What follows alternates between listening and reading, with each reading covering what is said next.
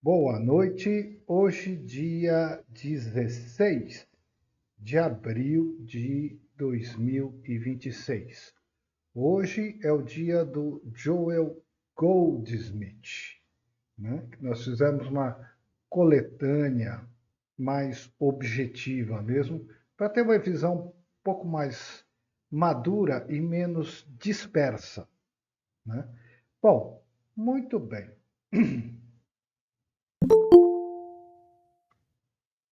Um momento. Minha vida.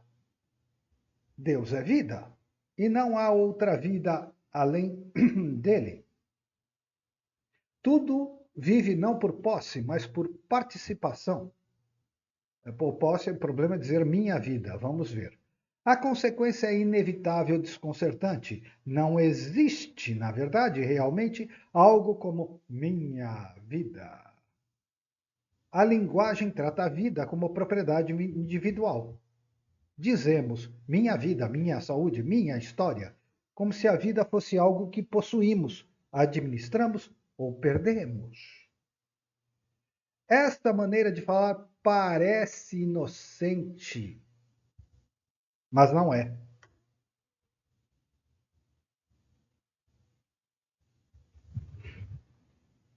Parece inocente, mas não é.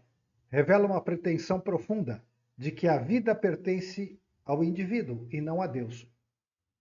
Esta é a raiz de todo sofrimento humano, porque transforma a vida, com V maiúscula, vida divina, que é divina, indivisível e eterna, em algo fragmentado, vulnerável, ilusório, dual, que a personalidade humana, o ego, em sua arrogância, julga ser pessoalmente administrável.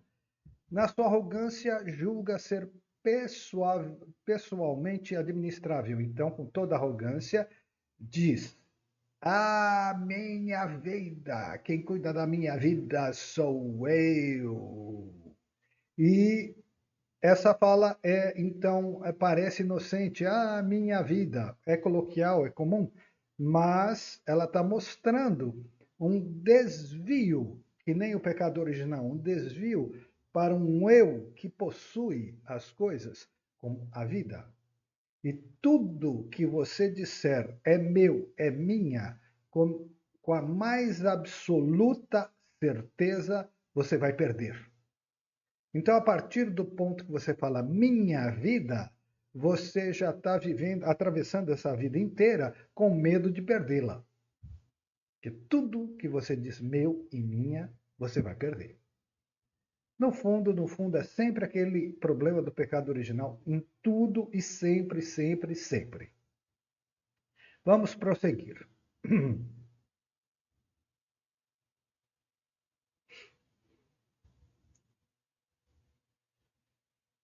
Se Deus é a única vida, e Ele é, se Deus é a única vida, não vivemos realmente por nós mesmos. Somos vividos, vamos dizer assim. A vida não começa conosco, não se sustenta por nós e não termina conosco. Isso que se chama vida, né? Nós não temos controle absolutamente nenhum. A vida se expressa como nós. O erro fundamental não está em reconhecer a individualidade da experiência, mas em atribuir a essa individualidade a posse da vida. Daí a importância da expressão a vida se expressa como nós. Então, Deus se expressa como cada um de nós, como várias criaturas, como animais, como vegetais, como tudo que existe. Deus se expressa como. Mas a partir do ponto que eu desvio a minha atenção e, lógico, como eu, como Teresa, como Suzete, como Fernando, são diferentes, mas uma só vida que está se manifestando como de uma forma diferente. Mas quando eu acredito que esse diferente é meu, Aí é diferente. Entendeu? Aí eu passo a ser separado de Teresa, de Suzete, de Fernando, porque ao viver a experiência individual de Deus, como Giancarlo, eu tomei posse da minha vida e, portanto, a vida de vocês é diferente. Diferente ela é, mas é Deus se expressando como. O que é que mudou o centro? O centro de percepção. Quando eu digo eu, Giancarlo, meu, minha, o foco sou eu. Quando eu digo Deus se expressando como Giancarlo, como Teresa, como Suzette, como Fernando, nós vamos ver formas diferentes, individualidade diferente, mas nenhum deles diz assim, é meu. Nós estamos expressando a vida de Deus. Diferente, cada um de um jeito. Ah, mas não é a mesma coisa? Não, não é a mesma coisa. Porque o centro não sou eu, é Deus. Tá? Então, o grande erro, o pecado original, é se tomar como centro. Eu, minha vida. Não, é uma só vida, que se expressa como Giancarlo, como Teresa, como Suzette, como Fernando. Cada um deles, assim, uma experiência única, é verdade. Mas o problema é dizer é meu. Esse que é o problema. Esse é o desvio. Esse é o pecado original. Se voltar para si e dizer é meu. Esse é o problema. Então vamos adiante.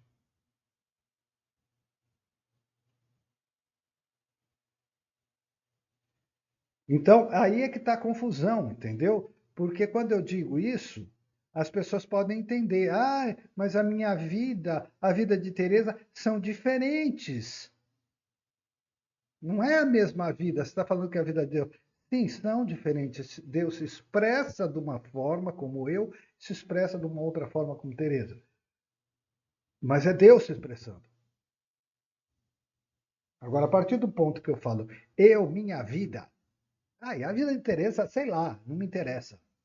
Ela é ela, eu não tenho nada com isso. Aí separou.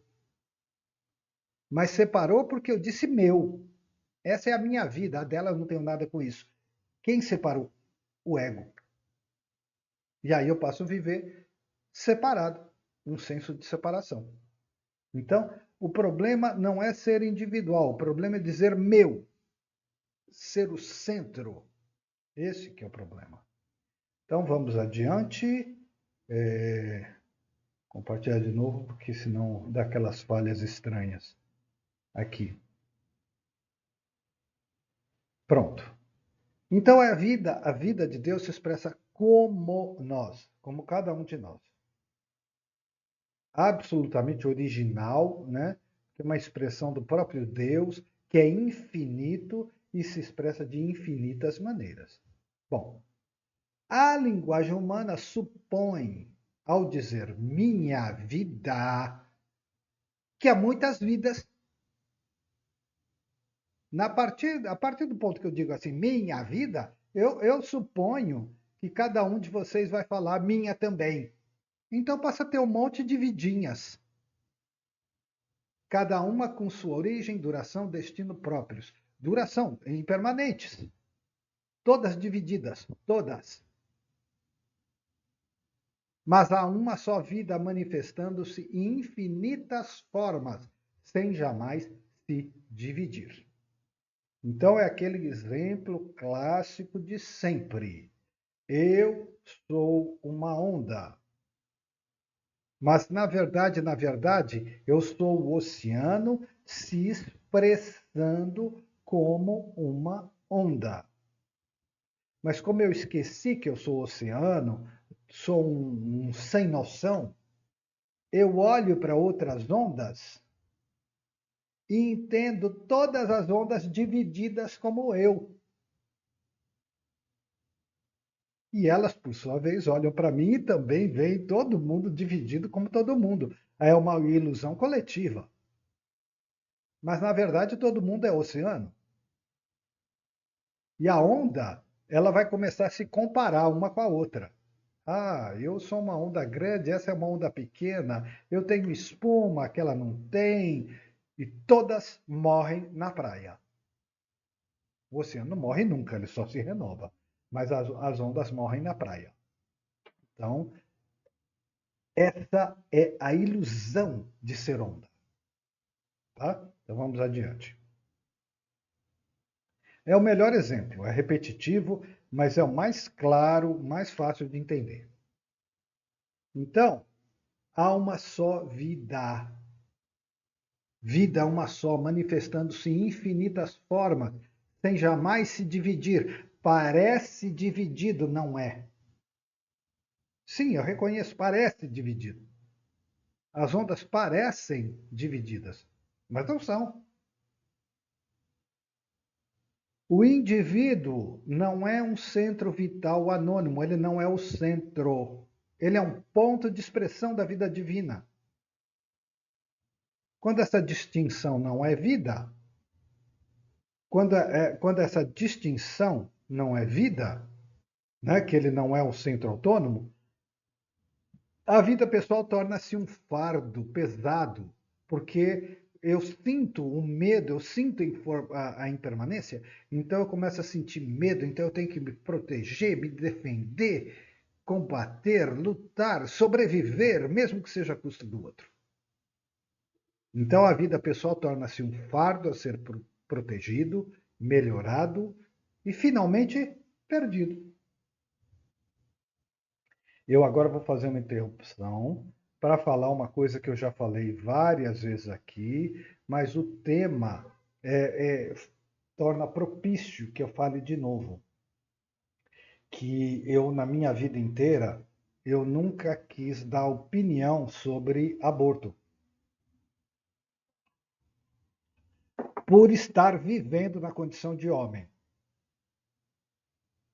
E mesmo que eu tenha vivido em alguma encarnação uma condição de mulher, eu não lembro. É provável, né? São milhares de encarnações, é bem provável, né? Claro, né? Mas eu não lembro. Então, na condição de homem, eu prefiro me calar.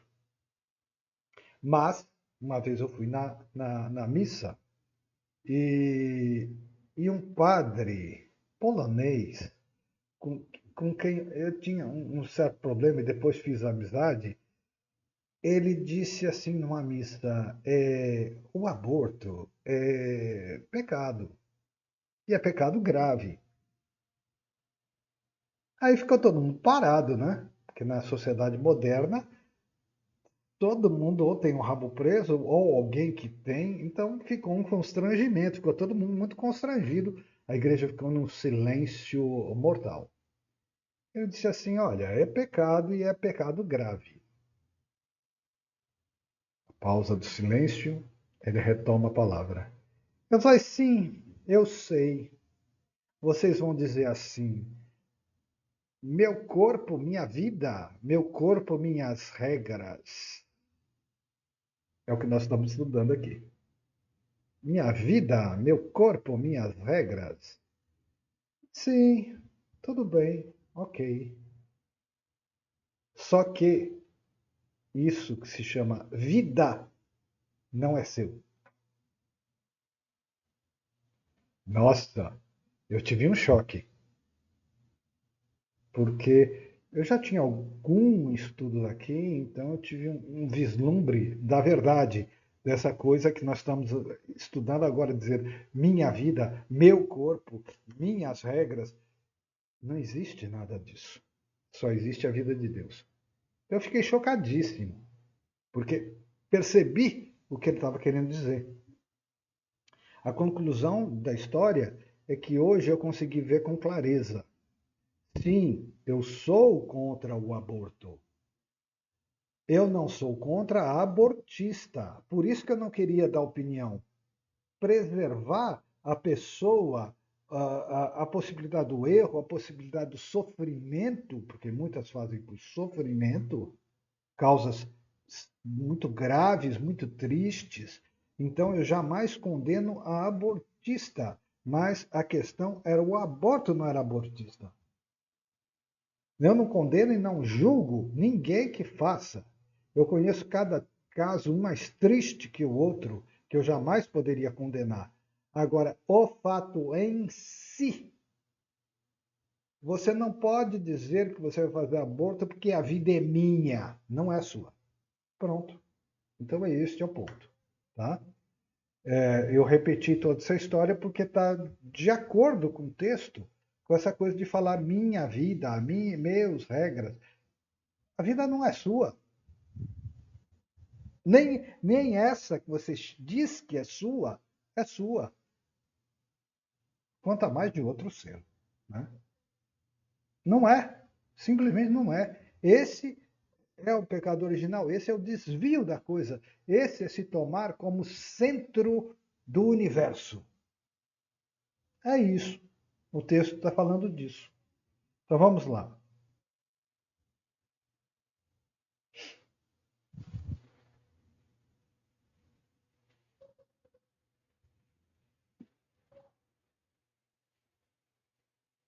Então, quando a pessoa não percebe e começa a se sentir o centro, a vida torna-se pesada. Ela precisa ser protegida, melhorada, precisa competir, precisa sobreviver, né? Bom, essa confusão aparece de modo dramático diante da doença e da morte. Se a vida é minha, então pode adoecer, enfraquecer e acabar. Mas se a vida é de Deus, então nenhuma condição pode atingi-la. Se a vida é minha, eu posso adoecer, enfraquecer e acabar. Mas se a vida é de Deus, ela é eterna. Concluímos o texto. O que adoece não é a vida, mas a forma. O que morre não é a vida, mas a aparência. O veículo, o instrumento, a ferramenta. O sofrimento nasce quando a consciência identifica a vida, com V maiúsculo de Deus. O sofrimento nasce quando a consciência identifica a vida com a forma que a expressa e não com a fonte que a sustenta. A vida é a fonte, não é a forma. A fonte é Deus, é claro. A forma é a vida física.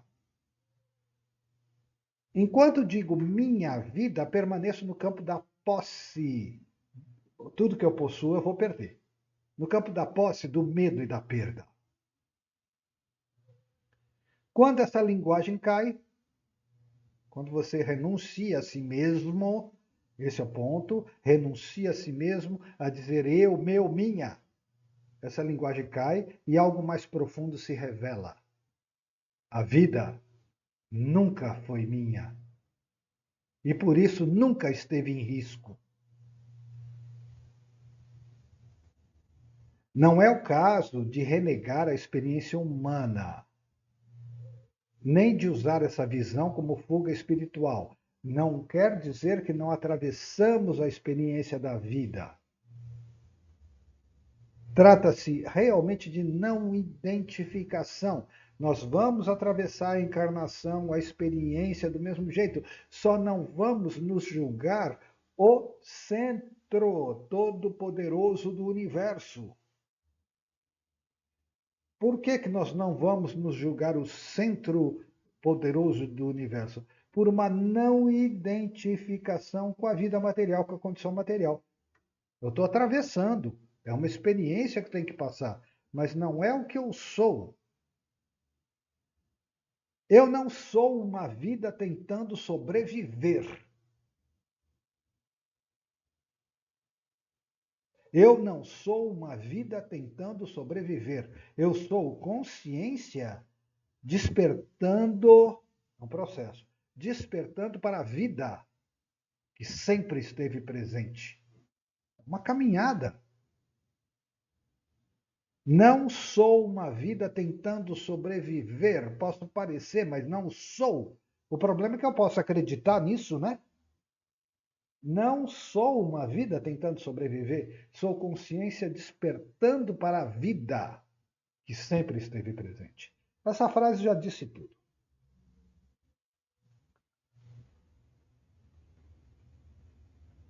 Essa percepção, que é essa frase, não sou uma vida tentando sobreviver, sou consciência despertando para a vida que sempre esteve presente. Essa percepção retira da pessoa um peso impossível, o de ser fonte de si mesma. É um peso impossível, né, de se manter, um peso de ser fonte de si mesmo. Então, é sofrimento certo, porque é falso, é uma mentira.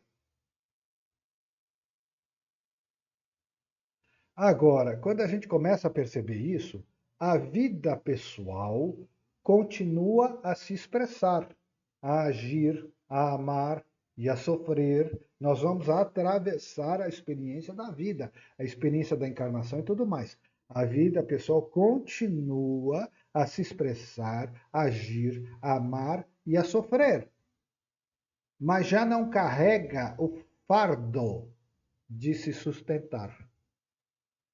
Quem sustenta? Deus. Aí entra a fé, a confiança em Deus. Né? Quem sustenta a vida? É Deus. Nos momentos de dificuldade, relaxe, descanse, entregue sua vida a Deus, que afinal de contas é a vida dele e ele sabe resolvê-la. Bom, o indivíduo deixa de ser proprietário da vida e torna-se testemunha da vida. Outra frase que também deixa bem claro do que é que nós estamos falando aqui. O indivíduo, o ego, deixa de ser proprietário da vida, torna-se testemunha da vida.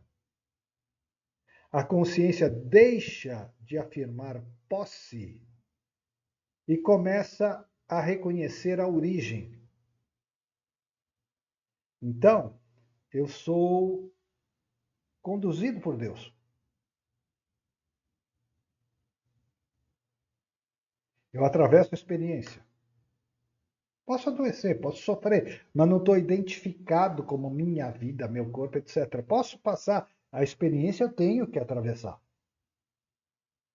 Tá? Experiência, eu tenho que atravessar. Mas eu começo a ser conduzido por Deus. Eu começo a deixar que Deus assuma a vida que de fato é dele. Aí vem aquele poema de Santa Teresa d'Ávila que diz: Cristo não tem na terra outros pés senão os teus, é você que tem que caminhar. Não tem outras mãos senão as tuas, é você que tem que servir a Deus. Então a vida se torna serviço. E serviço a Deus é um serviço de amor, é um serviço de caridade. E então a vida, o fardo já não é mais pesado. Jesus diz: Deixe o fardo a meus pés. O fardo já não é mais pesado, porque você faz, os pés são seus. Os pés do Cristo são seus, as mãos do Cristo são suas. Você faz, você atravessa. Mas você não é dono de nada. Deus é que está no centro. Nada está sob controle. Quem controla é o ego. Nada está sob controle. Nós estamos totalmente entregues na mão de Deus e vamos atravessando a vida que o próprio Deus desdobra, a experiência que o próprio Deus desdobra, porque Deus é o instrutor, o pedagogo. Então, essa experiência é o ensinamento que nós vamos atravessando. Atravessamos do mesmo jeito, só que eu não digo meu. Então eu deixo que Deus comande tudo. Vai ter momentos difíceis, claro. Nós temos que atravessar a experiência, nós temos coisas para aprender. Já falei aqui também, todo mundo, ai, lei do karma, que coisa horrível. Lei do karma é de ensinamento. A partir do ponto que você aceita o ensinamento, o karma acaba, perde o sentido. Por que ele se repete? Porque as pessoas são cabeça dura, não querem aprender. Não querem. Elas dizem não, não quero. Não, não quero. A vida é minha, quem decide sou eu. Tá bom. E Deus responde: tudo bem, eu posso esperar, eu sou eterno. Vamos lá. Então, o indivíduo deixa de ser propriedade da vida, proprietário da vida, ele deixa de ser dono e torna-se testemunho da vida. Ele deixa a vida de Deus se desdobrar. A consciência deixa de afirmar posse, começa a reconhecer a origem. Deus no comando. As pernas são minhas, os pés são meus, as mãos são minhas, mas o comando é Deus. Quando isso acontece, algo se aquieta profundamente. Não há mais necessidade de defender a vida, porque ela não depende de defesa. Ela nem sequer é sua e ela é eterna. Então não há necessidade de defender a vida. Portanto, não há mais medo de perdê-la. Não há mais urgência em preservá-la, porque ela não pode ser perdida. A vida de Deus, a vida, vive a si mesma. E aquilo que chamávamos de minha vida revela-se como participação e não propriedade. É difícil explicar, mas a palavra diz: eu participo da vida porque Deus se expressa como eu, mas não é minha. A linguagem mais verdadeira, portanto, não é minha vida, mas simplesmente vida. Então, o que vive verdadeiramente não sou euzinho, ego, é Deus. E por isso, viver nunca foi um problema a ser resolvido. Isso é coisa do ego. Por isso, viver nunca foi um problema a ser resolvido. Nós não temos que resolver um problema chamado viver. Nós temos que nos entregar e atravessar a experiência. Renuncie a si mesmo, a posse, a esse centro do universo. O único problema na vida é despertar para essa verdade. Renuncie a si mesmo, renuncie a ser o centro do universo. Como fazemos isso? Reconhecendo Deus em todas as coisas, mas começamos pela fé e pela confiança. A mesma vida, com V maiúsculo, vida de Deus, a mesma vida que se expressa como eu, expressa-se como o outro. Por isso, amar o próximo, porque é a mesma vida. A mesma vida que se expressa como eu, expressa-se como o outro, a mesma vida. Por ser uma e mesma vida, é por isso que devemos amar ao próximo como a nós mesmos. Porque é uma só vida. E aí já não é nem um dever. Eu amo ao próximo naturalmente, porque é a vida que eu sou. Tá? Então, este é um ponto muito central do ensinamento espiritual e que, assim, eu espero que é sempre repetido. Nós já vimos isso muitas vezes, é verdade.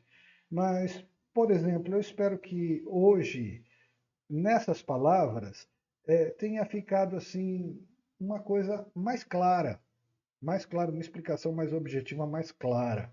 Tá?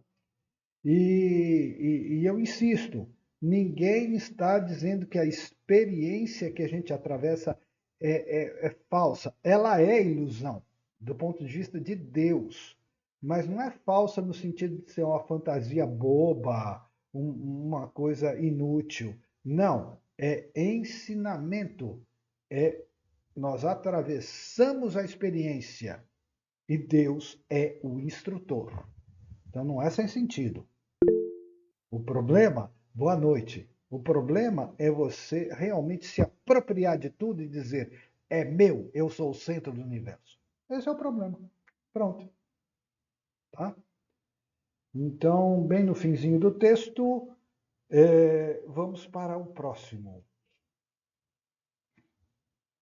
O próximo.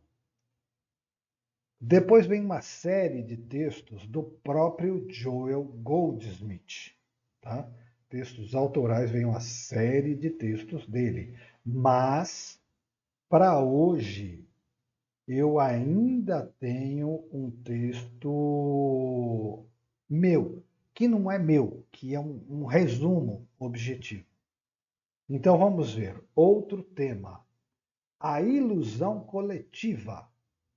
Eu acabei de dizer que é ilusão do ponto de vista de Deus, mas que nós temos que atravessar. A ilusão coletiva. A ilusão não é apenas pessoal. Existe uma ilusão compartilhada, mantida por consenso, tradição e repetição. Chama-se mundo. Uma ilusão compartilhada, mantida por consenso, tradição e repetição. Aquela história, eu sou onda, mas eu vejo as ondas e entendo as ondas como separadas como eu. E elas, por sua vez, olham para mim e me veem também separado. Então estão todos vivendo a mesma ilusão. É ilusão, mas é a experiência que deve ser atravessada. Bom, essa ilusão chama-se mundo. Não porque o mundo seja irreal como inexistente, mas porque é interpretado a partir de uma consciência adormecida. Então é ilusão porque é compreendido errado. Vê-se multiplicidade onde há unidade. Vê-se um monte de ondas onde há oceano. Conflito onde há harmonia. Poderes onde há um poder que é Deus. Então nós começamos a lutar, competir, sobreviver à custa do outro, tudo, mas não tem disso. Vê-se multiplicidade onde há unidade, conflito onde há harmonia, poderes onde há um poder que é Deus. Então, é uma ilusão coletiva. Todas as ondas se olhando como ondas. E essa ilusão coletiva a gente chama de mundo. E Jesus disse: eu venci o mundo, sendo que ele jamais lutou com o mundo. Venceu o mundo porque o mundo é essencialmente ilusório. Vamos lá. O homem nasce dentro dessa narrativa coletiva, essa ilusão coletiva, e aprende desde cedo a pensar-se separado. Olha como tem a ver com o texto anterior e com o pecado original. Ele, desde cedo, ele está acostumado a pensar-se separado, a sentir-se separado. Separado de Deus, separado da natureza, separado do outro, separado de mãe, de pai, desde bebê, separado de tudo. Se ele está separado de tudo, ele é o centro. Aprende a defender-se, competir, temer, acumular. Tudo isso parece normal, porque todos fazem o mesmo. A ilusão se torna respeitável quando é compartilhada. Quer dizer, quando todos estão na mesma ilusão, todos acham normal e respeitável. Assim, o sofrimento deixa de ser visto como erro de percepção e passa a ser considerado condição humana. Então, há uma certa normalização do sofrimento. É assim mesmo. A violência vira história. A injustiça vira sistema. A carência vira identidade. Carência vira identidade? Vitimismo. O ser humano já não se pergunta se isso é verdadeiro. porque ele foi condicionado desde que nasceu. Ele não pergunta se isso é verdadeiro. Ele apenas se pergunta como sobreviver dentro disso.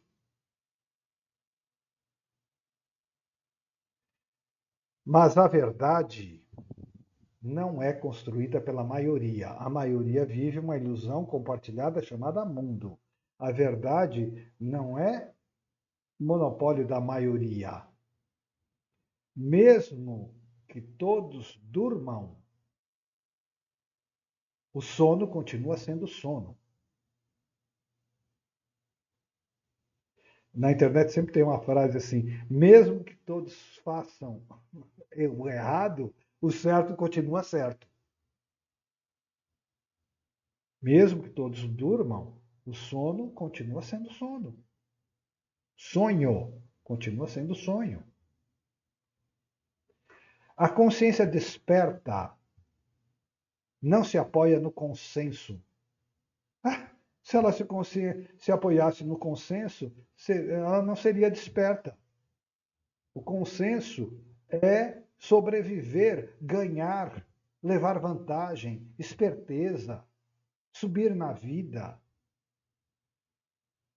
Mas a consciência desperta não é isso, é visão interior. Uma vez, eu era bem mais jovem, bem mais mesmo. Eu estava discutindo com uma pessoa que estava falando, elogiando muito uma pessoa, e eu não lembro mais quem era, graças a Deus. E eu disse assim: olha, mas tal pessoa é alpinista social, ela faz qualquer coisa para subir na vida. E a pessoa respondeu assim: é, mas ela chegou lá. Eu parei de discutir. Eu parei de discutir. Por quê? Porque a minha próxima pergunta seria: onde é lá? E aí eu vi que ia ser improdutivo. Mas imagine a situação. Ah, ela chegou lá. Onde é lá?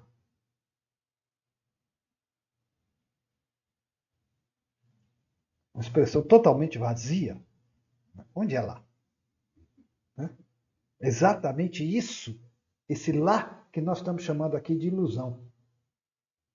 Não pode nem sequer ser definido de tão ilusório, tão maluco que é isso. Chegou lá. Hã? Onde é lá? Essa é a essência da ilusão. Então vamos adiante. A consciência desperta não, não se apoia no consenso. A maioria nunca vai dar razão a ela, mas na visão interior, é totalmente espiritual. Ela percebe que o mundo não é governado por forças opostas, mas por um único princípio invisível, silencioso, perfeito. Mais ou menos, eu ainda vou corrigir essa frase. Percebe que o mundo não é governado por forças opostas. Ao contrário, ela percebe que o mundo é, sim, governado por forças opostas, justamente porque ele é uma ilusão coletiva.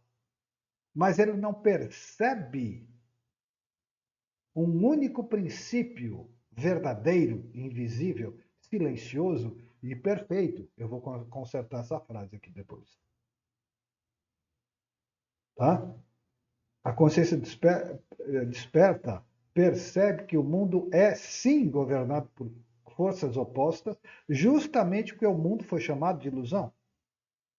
Mas esse mundo não percebe ou não quer perceber um único princípio verdadeiro, invisível, silencioso, perfeito e que sempre esteve presente. A ilusão coletiva se sustenta pela reação. O Tolle fala isso, né? Que o ego, para sobreviver, ele é extremamente reativo, ele está combatendo o tempo todo para sobreviver. Então, a ilusão coletiva, também o coletivo, é ego coletivo, é a mesma coisa. A ilusão coletiva se sustenta pela reação, pela reatividade. Lembra que Jesus dizia, né? Não reagir ao mal, etc., né? Então, a ilusão se sustenta pela reação. Enquanto o homem reage ao mundo, ele o confirma como real, em seus próprios termos. Quer dizer, ele reage, ele luta com o mundo, ele está conferindo realidade a esse mundo. Pode ser ilusório, mas para ele é muito real, tão real que ele combate, e ele combatendo, ele vai tornando esse mundo cada vez mais real. Ele luta contra o mal, ele teme o futuro, ele idolatra o passado, e tudo isso reforça a narrativa da separação. Mas quando ele se aquieta, algo se rompe, não fora, mas dentro. Algo se rompe? As correntes da escravidão. Vou prosseguir. O despertar não muda o mundo exterior, que eu chamo de experiência. Experiência ainda tem que ser atravessada. O despertar não muda o mundo exterior, muda o lugar de onde ele é visto. Eu. O caos continua a aparecer. Jesus se enchia de compaixão pelas pessoas. Não é que ele não visse. O caos continua a aparecer, mas não é mais fonte de identificação. Então eu vejo, eu sinto compaixão, mas eu não sou. E eu não sendo, eu vejo também que a pessoa também não é. Eu vejo que ela está vivendo um sonho.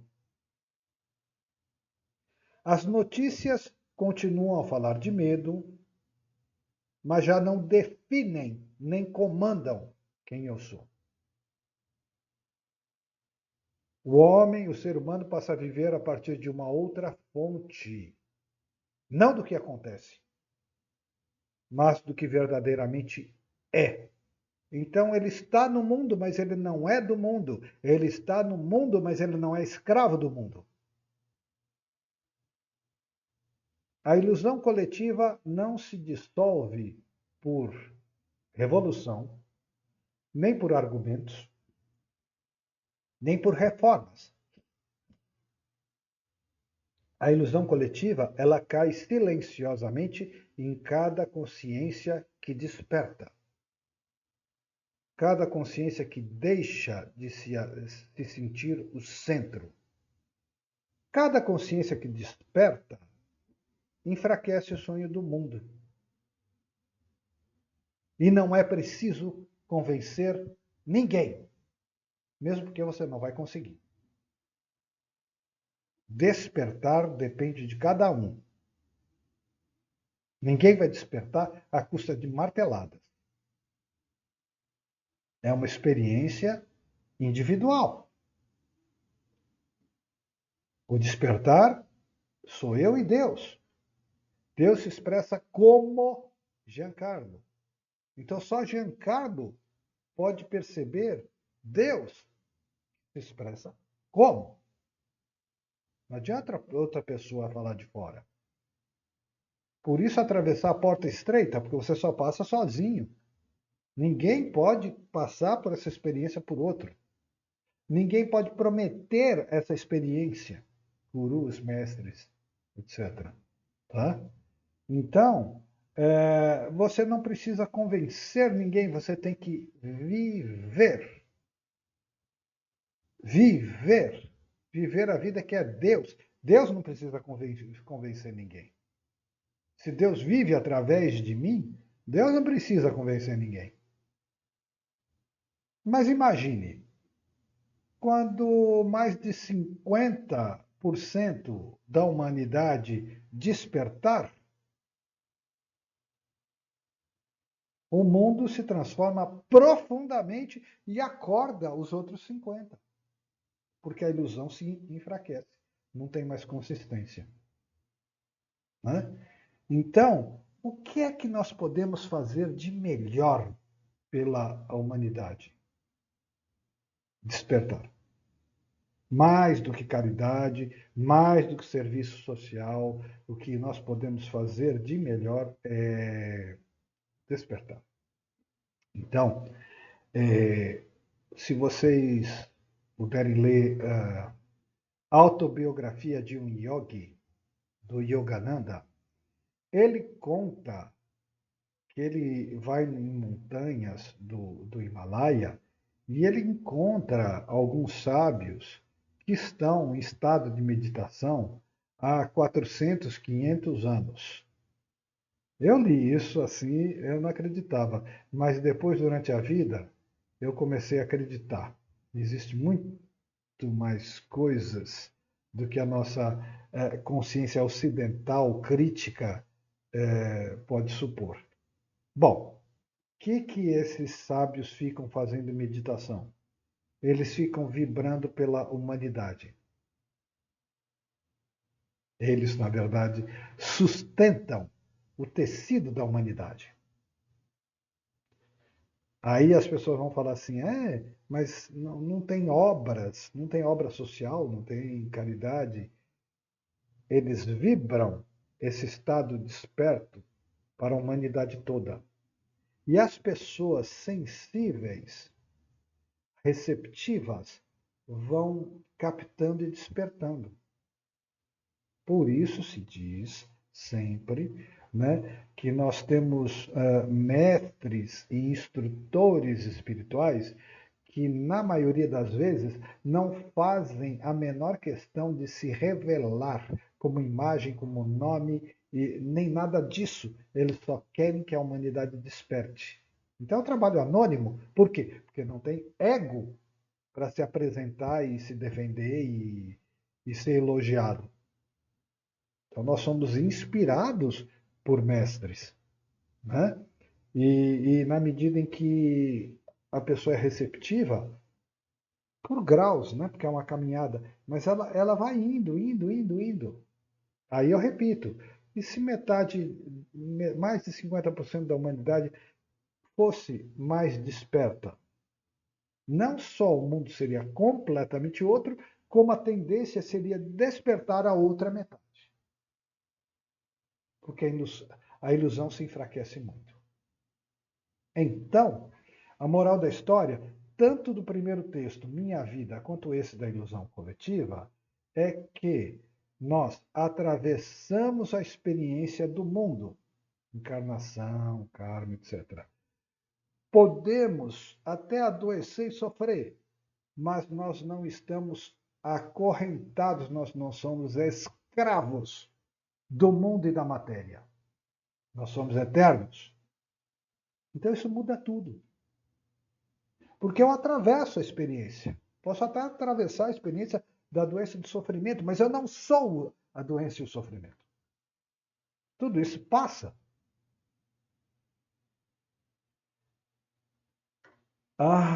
Quando chega a quaresma, todo mundo fica assim, quaresma, que coisa terrível, porque diz que os bens passam. Sim, os bens passam, mas a quaresma traz uma mensagem muito forte também. Os males também passam. Então é hora de se perguntar, o que é permanente? Né? Como se libertar do mundo? Então, a mente desperta, a alma desperta, não é que ela não atravesse a experiência da vida, mas ela está livre da experiência, mesmo que ela passe a experiência. Então se trata de se libertar e não ser escravo do mundo. Vamos ver aqui. Eu já não sei onde parei, terminei o texto ou não. Espera aí que eu já vou ver.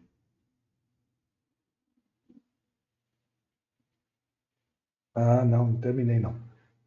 Então, a consciência desperta não se apoia no consenso, mas na visão interior, não na maioria. Ela percebe que o mundo não é governado por forças opostas, mas por um único princípio, invisível, silencioso, perfeito. A ilusão coletiva se sustenta pela reação, falei da reatividade do ego. Enquanto o homem reage ao mundo, ele o confirma como real. Eu já li isso também. Luta contra o mal, teme o futuro, idolatra o passado. Tudo isso reforça a narrativa, a sensação de separação. Mas quando ele se aquieta, algo se rompe por dentro. O despertar não muda o mundo exterior, muda o lugar de onde ele é visto. O caos continua a aparecer. Já falei, as notícias continuam, mas o homem passa a viver a partir de uma outra fonte.